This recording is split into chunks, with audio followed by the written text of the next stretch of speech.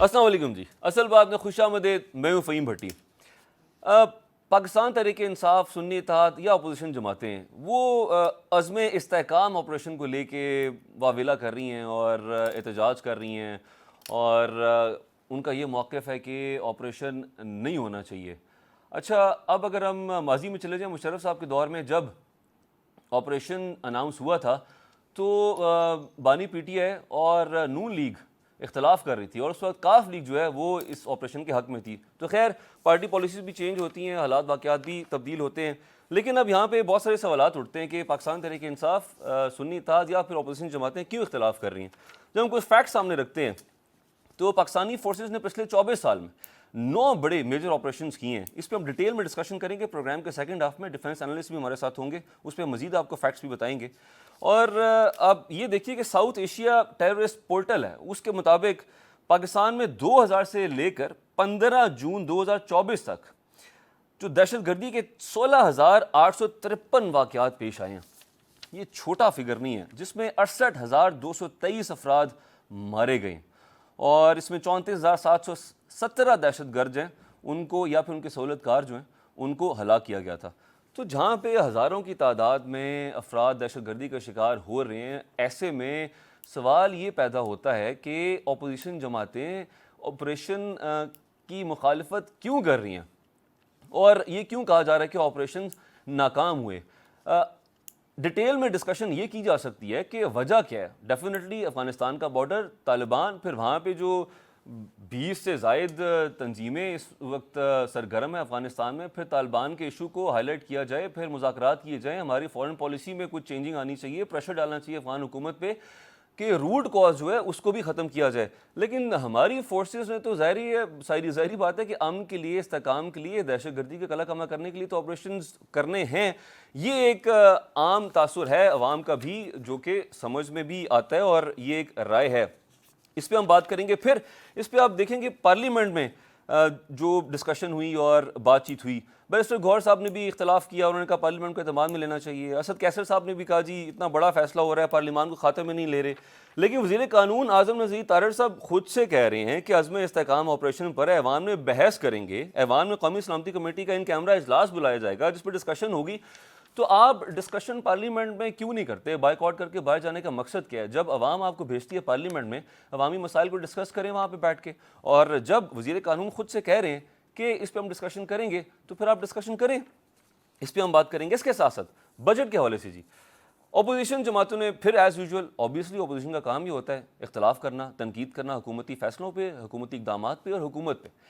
لیکن Pakistan Peoples party جو کہ الائنس ہے، اور الائنس اس کا نہیں بھی ہے کیونکہ وزارتیں تو ہیں نہیں، بٹ آئینی عہدے پاکستان پیپلز پارٹی رکھتی ہے. آصفہ بھٹو زرداری صاحبہ نے کہا ہے جی کہ قومی اسمبلی میں کہ وفاقی بجٹ عوام کی نمائندگی نہیں کرتا، عام آدمی کو ریلیف نہیں ملا. پوچھنا چاہتی ہوں کہ کیا پاکستان کے لوگ اس عوام دشمن بجٹ کے مستحق ہیں؟ تو اپیرنٹلی تو پاکستان پیپلز پارٹی نے بھی بجٹ کو مسترد کر دیا. اب یہاں پہ ایک اور سوال پیدا ہوتا ہے، جب 18,000 ارب سے زائد کا بجٹ ہے وفاقی، اور اس میں 9,700 کچھ ارب روپیہ قرضے کی جو سود ہے اس کی ادائیگی میں چلا جائے گا، تو پھر حکومت بھی کیا کرے؟ اوبیسلی ڈیفینیٹلی انہی پیسوں میں پھر مینیج کرنا ہے. تو ان معاملات پہ بات کرنے کے لیے آج ہمارے ساتھ گیسٹ بھی موجود ہیں. لیکن گیسٹ کا میں تعارف کراتا ہوں. آپ پہلے یہ دیکھ لیجئے کہ کل پارلیمنٹ کا کیا ماحول رہا تھا اور کس نے کیا بیانات دیے. بجلی یہ چوری کرتے ہیں، بجلی بند کرتے ہیں تو اس میں بھی احتجاج، دہشت گردی کے خلاف لڑتے ہیں اس میں بھی احتجاج.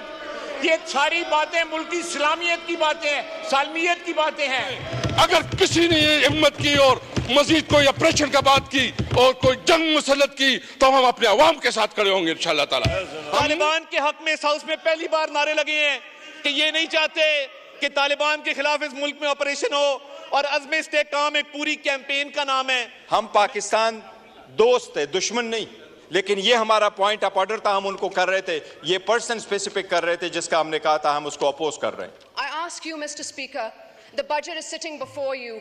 Do you think that these objectives have been raised in this budget? Do you think this is the budget that the people of Pakistan deserve? The people of Pakistan deserve better, Mr. Speaker, and we must work together to do better for our citizens. جی ہاں، تو آج کے معاملات discuss کرتے ہیں. جی ہمارے ساتھ موجود ہیں ذوالفقار علی بدر صاحب، مبشر بخاری صاحب. ویلکم تمام مہمانوں کو. جی مبشر بخاری صاحب, آپ سے جاننا چاہوں گا, آپ کیا سمجھتے ہیں کہ کیا اپوزیشن جماعتیں, پاکستان تحریک انصاف, سنی اتحاد, باقی بھی جماعتیں کیا جائز مطالبہ کر رہی ہیں جو اختلافات کر رہی ہیں؟ ہیونگ سیڈ دیٹ, ان کا مطالبہ کے ساتھ ساتھ جو وزیر قانون صاحب نے صاف صاف کہہ دیا کہ جی ہم تو ایوان میں بحث کریں گے, قومی سلامتی کمیٹی کا ان کیمرہ اجلاس بھی بلایا جائے گا, آپ بات کریں, لیکن وہ باہر جا کے واک آؤٹ کر کے پریس کانفرنس کرتے ہیں.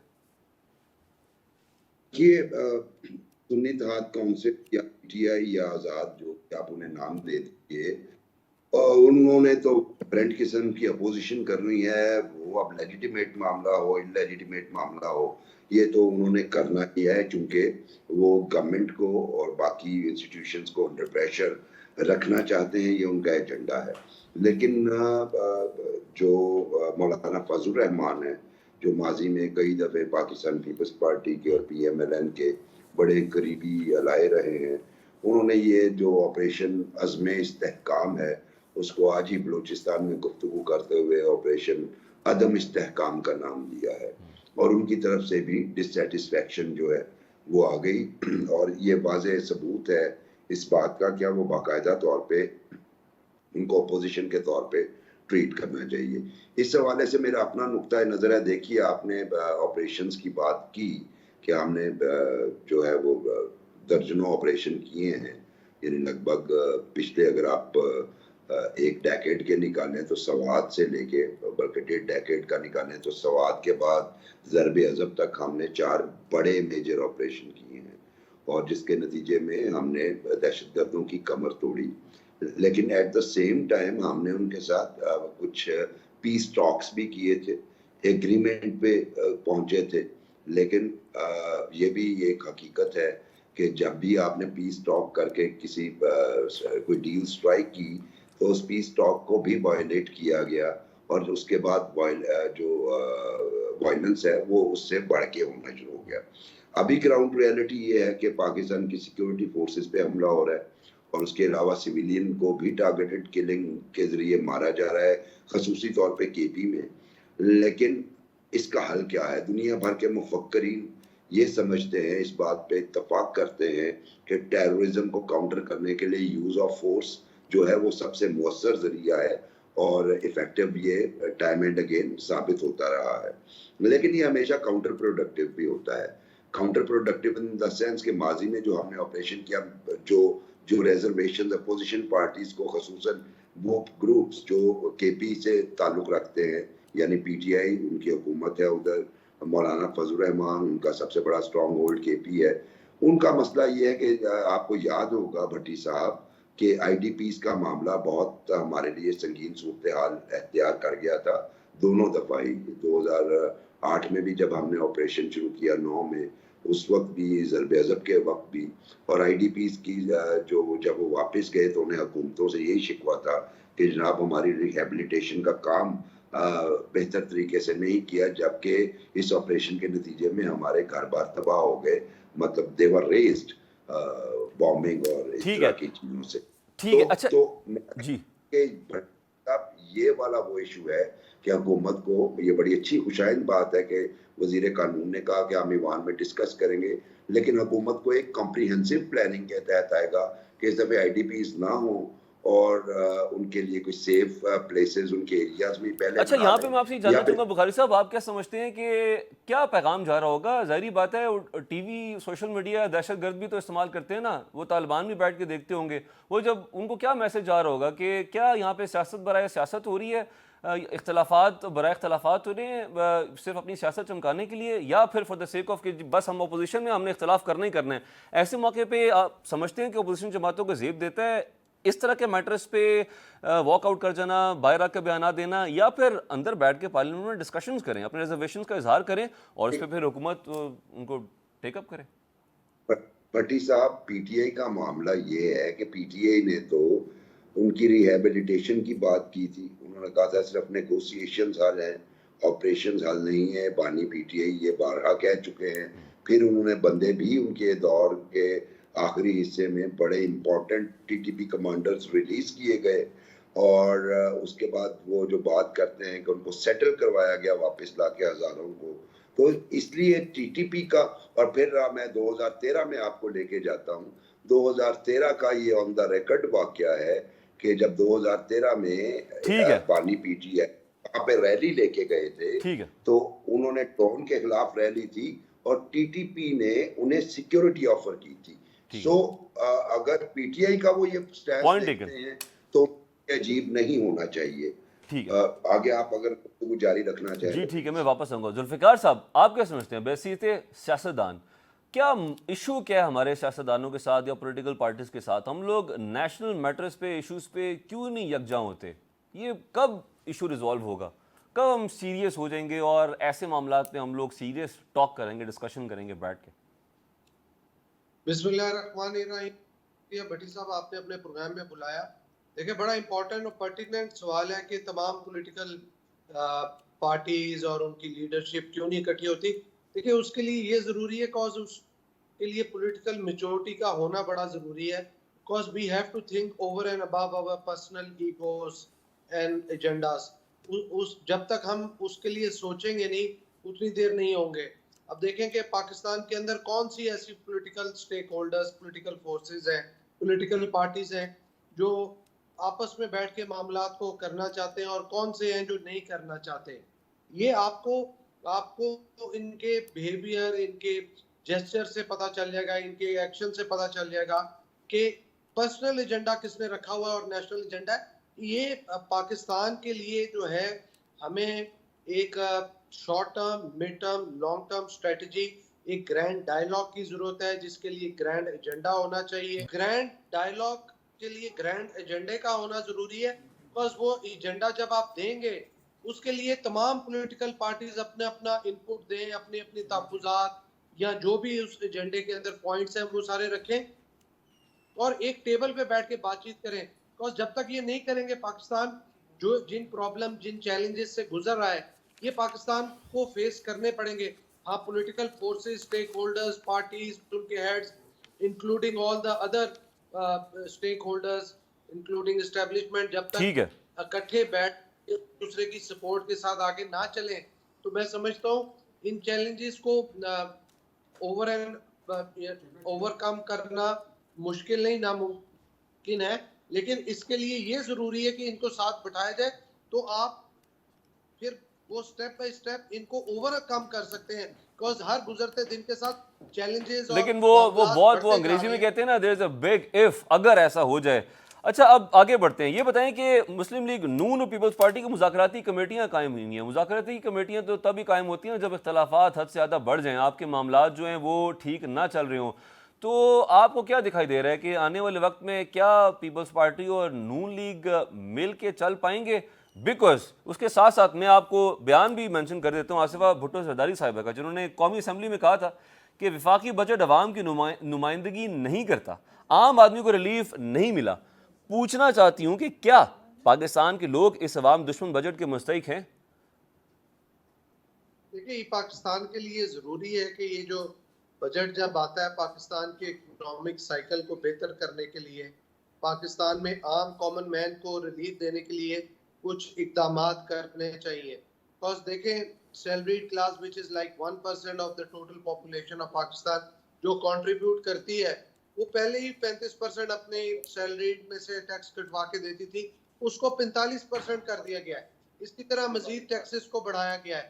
اگر آپ اسی طرح ٹیکسز بڑھا کے انہی لوگوں پہ بوجھ ڈالتے رہیں گے تو وہ لوگ بھی کل کو بھاگ جائیں گے، تھک جائیں گے اور ان کے پاس کوئی ریلیف نہیں رہے گا، کوئی معاملہ نہیں رہے گا. تو اگر ذوالفقار صاحب پاکستان پیپلز پارٹی حکومت میں ہوتی، 78 ٹریلین سے زائد کے ہمارے جو ہیں لائبلٹیز ہوتی ہیں اور 18,000 ارب کا بجٹ ہوتا ہے جس میں سے 9,000 ارب جو ہے ہم نے قرضوں کے سود پہ نکال دینا تھا، تو پھر آپ لوگ کیسے مینج کرتے؟ اور آئی ایم ایف کا پریشر یہ بھی ہوتا کہ آپ نے سبسڈیز بھی ختم کرنی ہے.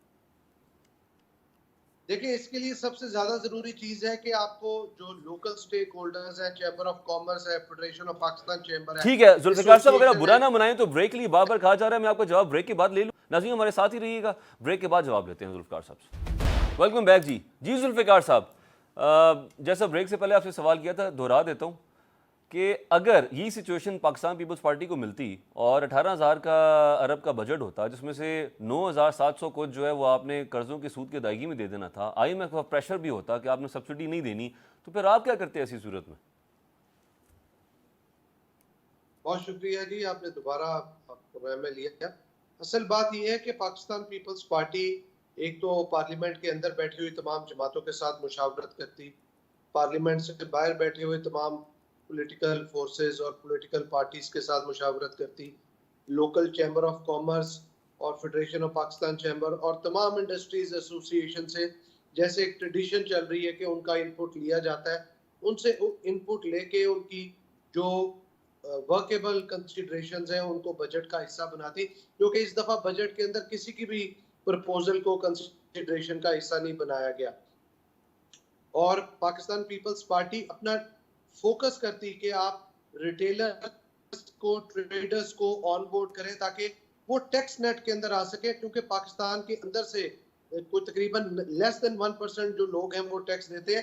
آپ نے اپنا ٹیکس نیٹ بڑھانا ہے. یہ نہیں ہے کہ پاکستان میں کوئی پیسے کی کمی ہے, پیسہ ہے, ٹریڈر کے پاس بھی ہے, ریٹیلر کے پاس بھی ہے.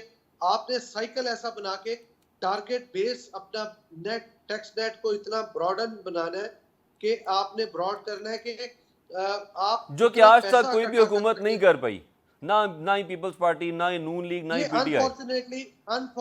انفارچونیٹلی آج تک کسی بھی حکومت نے, کاز اس کی وجہ ہے کہ جتنے بھی وزیر خزانہ آج تک آئے ہیں کوئی بھی ایسا نہیں ہے جو کہ پولیٹیکل اکانومی کا اسٹوڈنٹ ہو.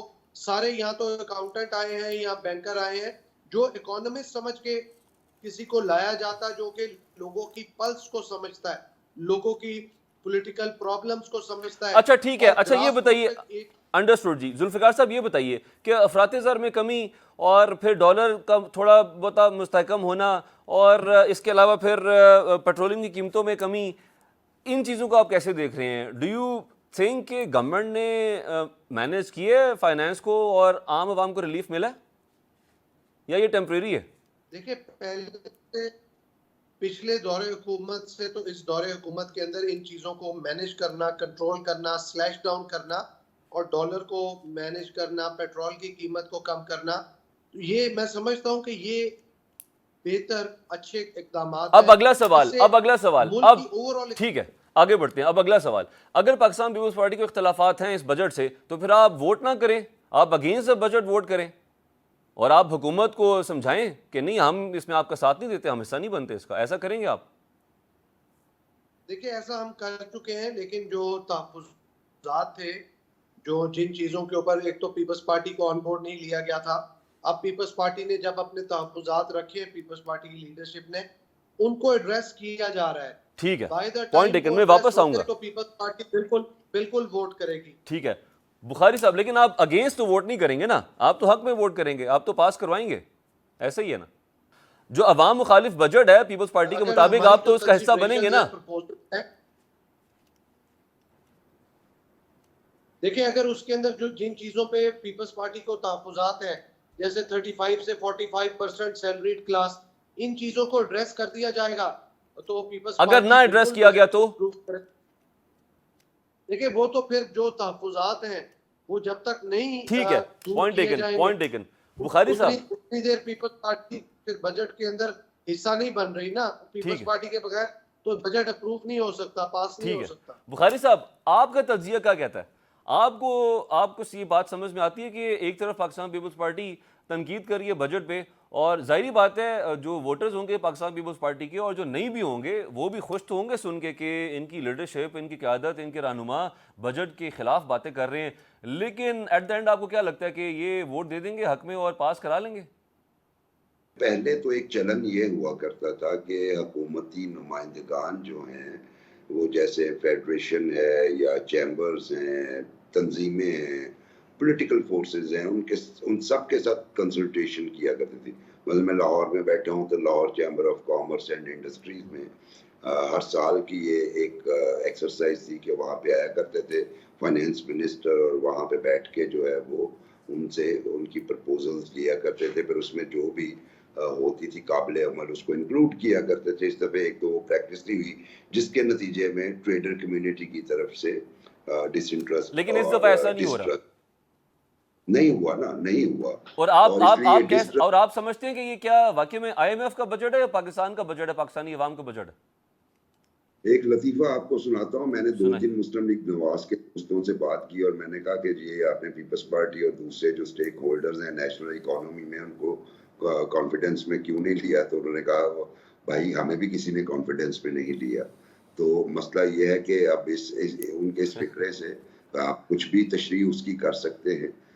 तो बात यही है कि जो आपने सवाल में, आपके सवाल में ही जवाब आपने दरिया को कूजे में समो दिया बुखारी साहब। आप सब्सिडी नहीं दे सकते, आप जो है वो प्राइसेस कम नहीं कर सकते, जैसे आपके टैरिफ रेट है उसकी एक खास हद तक। फ्यूल की आपने प्राइस इसलिए कम की कि इंटरनेशनल मार्केट से आपने लिंक करके वो जितना को आपने उसमें। लेकिन बुखारी साहब हमारी हुकूमत नॉन फाइलर को फाइलर तो बना सकती है, नॉन फाइलर को खत्म ही कर सकती है।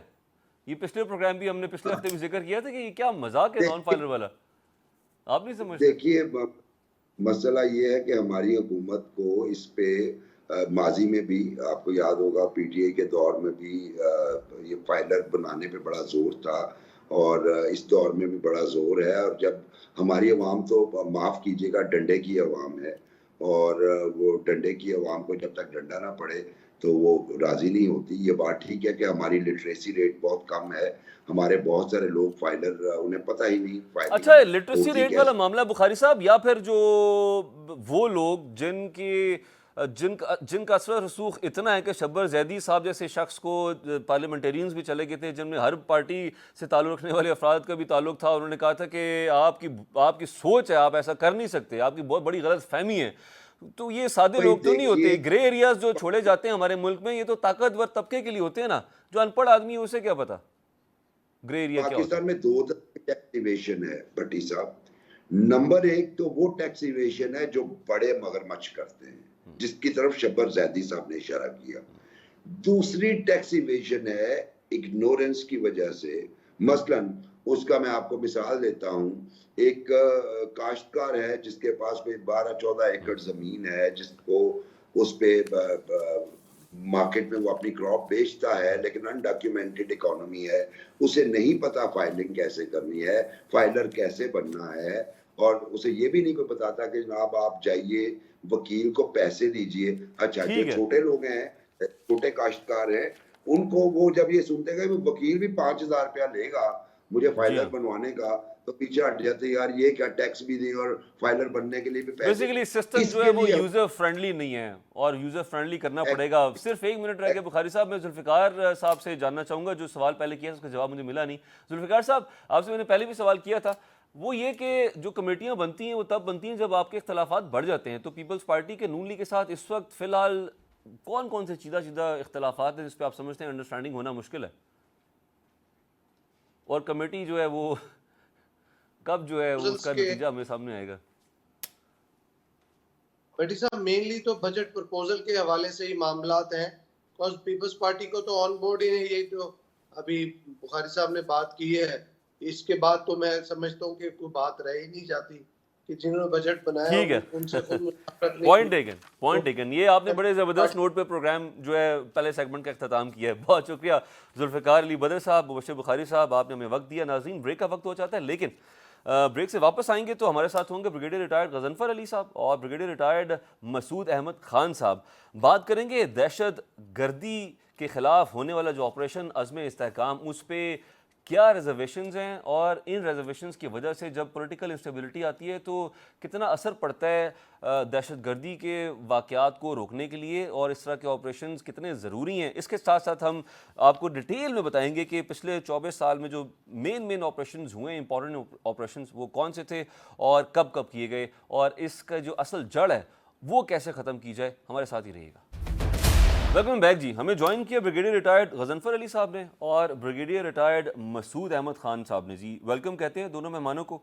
अब दहशत गर्दी के अगर फैक्ट्स एंड फिगर्स हम देखें तो पाकिस्तानी फोर्सेस ने पिछले 24 साल में, प्रोग्राम के इंट्रो में भी मैंने मेंशन किया था कि अब तक 9 ऑपरेशंस हुए, बड़े ऑपरेशंस हुए, اور ان میں پہلا آپریشن جو تھا جی 2001 سے 2 تک وہ تھا آپریشن استحکام آزادی.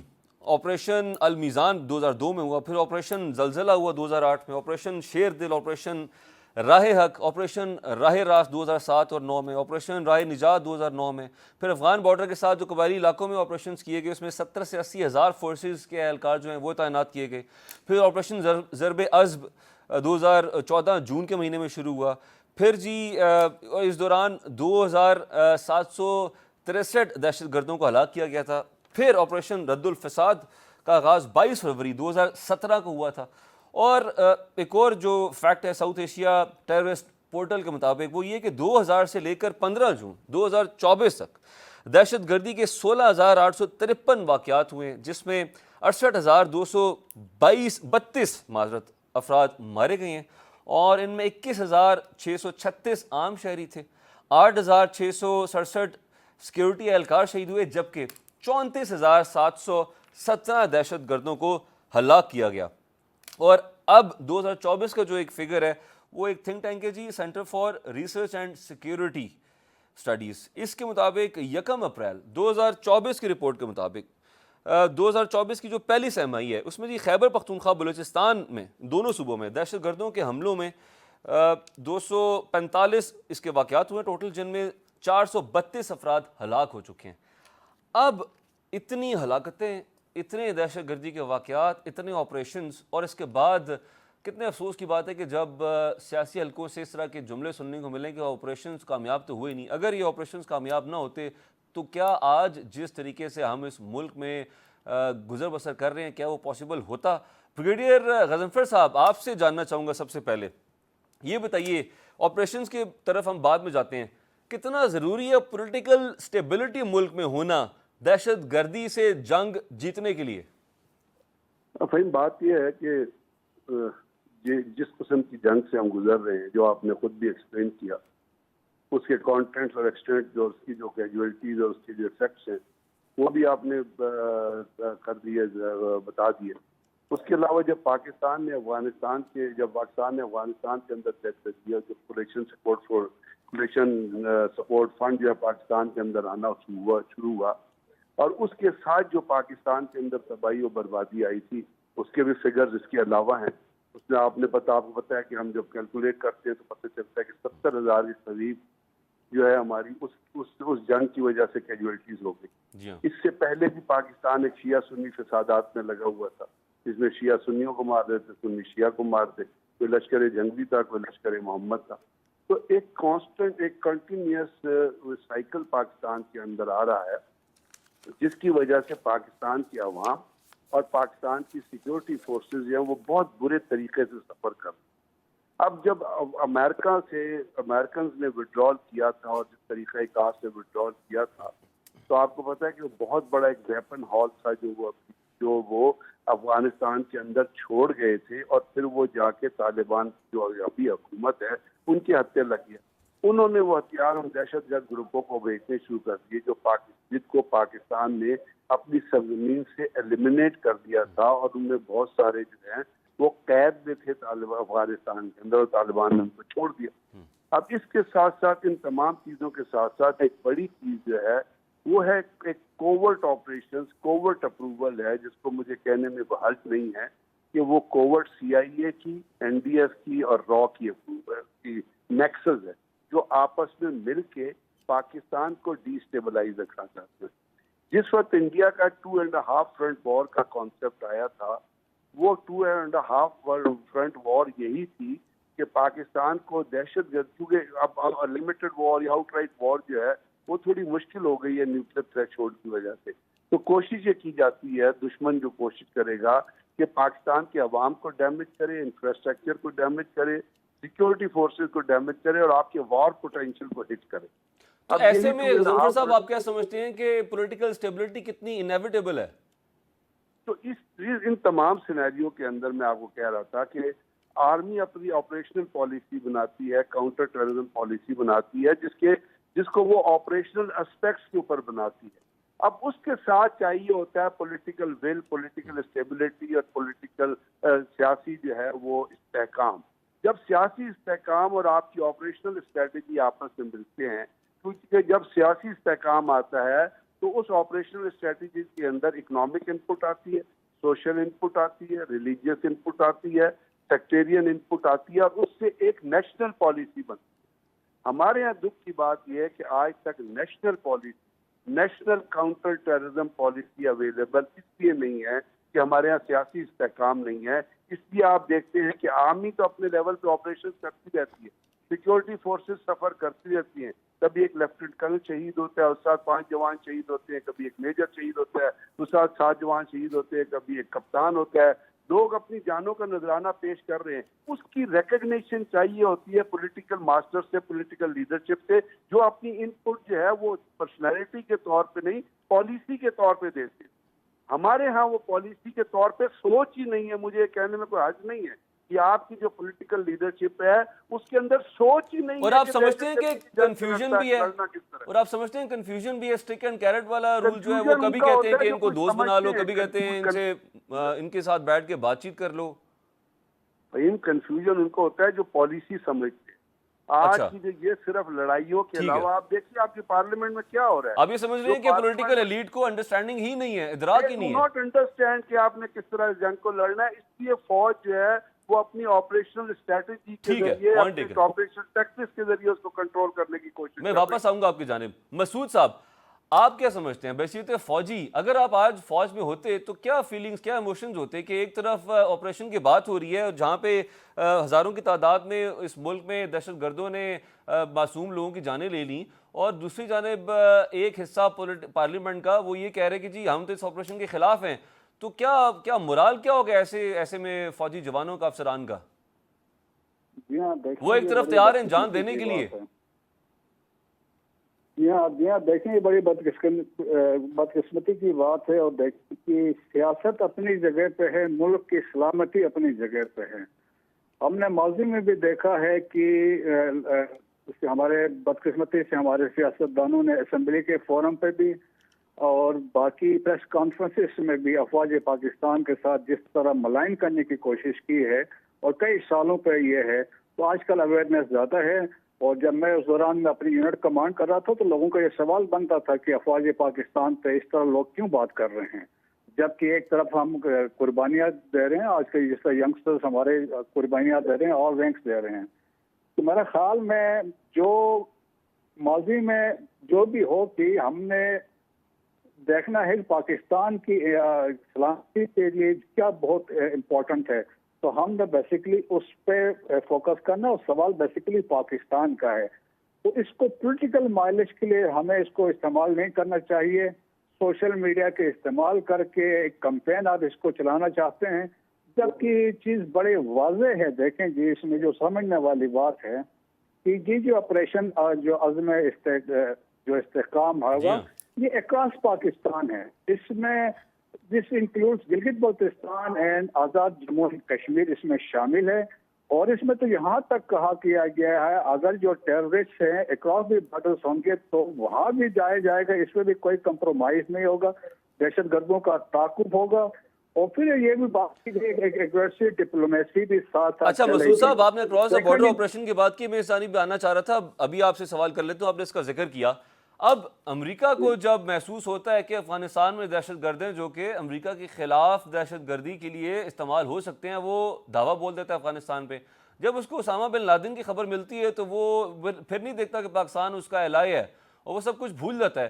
تو کیا آپ سمجھتے ہیں is it a high time Pakistan کے لیے بھی کہ ہم نے بہت مذاکرات کر لیے، جو حکومت اس وقت ہے افغانستان میں وہ اس کی تو جوں بھی نہیں رینگ رہی، تو اب ہمیں آپ سمجھتے ہیں نیکسٹ اسٹیپ لینا پڑے گا؟ چونکہ روٹ کاز غضنفر صاحب نے ذکر کیا، متعدد دفعہ ہم بھی ذکر کر چکے ہیں کہ امریکی اسلحہ برآمد ہو رہا ہے ہر جگہ سے، اور وہ وہیں سے تو آ رہا ہے. دیکھیں جی اس کے بہت واضح ثبوت ہے، کسی کو کوئی شک نہیں ہے، نہ پاکستان کو شک ہے، انٹرنیشنل کمیونٹی کو شک ہے. یو ایس سینکان چیف اس پہ کہہ چکا ہے، ایس سی او والے کہہ چکے ہیں، ریجنل کنٹریز کہہ چکے ہیں، یونائٹڈ نیشن مانیٹرنگ ٹیم جو سینکشن مانیٹرنگ ٹیم ہے وہ کنفرم کر چکی ہے کہ یہاں پہ جو افغانستان ہے وہ that has become epic centre ہے. ٹی ٹی پی کا فوکس پاکستان ہے، اسلامک اسٹیٹ وہاں پہ، القاعدہ ہے، وہ دے آر گیننگ اسٹرینتھ. وہ یہ چیز ہے. سیکنڈ یہ ہے دیکھیں کہ پاکستان میں چیف آف آرمی اسٹاف نے بڑا واضح ایک پیغام دیا تھا. انہوں نے یہ کہا کہ پاکستان کے جو ایک انڈیویجل ہے, ایک شہری ہے, اس کی زندگی میرے لیے بہت امپورٹنٹ ہے as compare to relation with any country. میرا خیال میں یہ ایک واضح موقف ہے, اور ہم نے اس کو ڈیمانسٹریٹ کیا تھا ریسنٹلی جب ہمارے جو ایک مس انڈرسٹینڈنگ ڈیولپ ہوئی ایران کے ساتھ. ٹھیک ہے, پوائنٹ ٹیکن. مسعود صاحب ہم نے جب پوائنٹ ٹیکن. وقت بہت کم رہ کے میں چاہتا ہوں غضنفر صاحب سے بھی پوائنٹ آف ویو لے لوں. غضنفر صاحب, اب آپ کیا سمجھتے ہیں, کوئکلی کائنڈلی, وقت بہت کم ہے, کہ واٹ نیکسٹ؟ اب کیا آپ سمجھتے ہیں کہ آپریشن تو ہو جائے گا, سکسیسفل ہو جائے گا, دہشت گرد فوری طور پہ مارے جائیں گے, لیکن روٹ کاز تو افغانستان میں. افغانستان کا روٹ کاز اس لیے حل نہیں ہو رہا کہ امریکنز ڈبل گیم کھیل. ابھی پاکستان نے ریسنٹلی, آپ اگر ماضی میں جائیں, پاکستان نے جب افغان گورنمنٹ سے بات چیت کرنے کی کوشش کی تو امریکن ناراض ہو گئے. جب پاکستان نے سرجیکل اسٹرائک کی, انہوں نے کہا جی آپ افغانستان سے بات چیت نہیں کریں گے, آپ ان کے خلاف آپریشن کریں گے. اور آپ کو پتا ہے پاکستان میں جو سرجیکل اسٹرائکس ہوئی تھی پچھلے دنوں افغانستان کے اندر, وہ امریکہ کی نوٹ سے ہوئی تھی. تو امریکہ جو ڈبل گیم کھیل رہا ہے وہ اس سے پیچھے نہیں ہٹے گا. امریکہ ڈبل گیم جو کھیل رہا ہے اس سے پیچھے ہٹے گا نہیں, اور یہ ایشو ریزالو ہوتا ہوا دکھائی نہیں دے رہا جب تک امریکہ جو ہے ڈبل گیم کھیلنا بند کرے. بہت شکریہ بریگیڈیئر ریٹائرڈ غضنفر صاحب اور بریگیڈیئر ریٹائرڈ مسعود احمد خان صاحب. ناظرین, یہ تھا ہمارا آج کا پروگرام. اپنا خیال رکھیے گا, کل ملاقات ہوگی.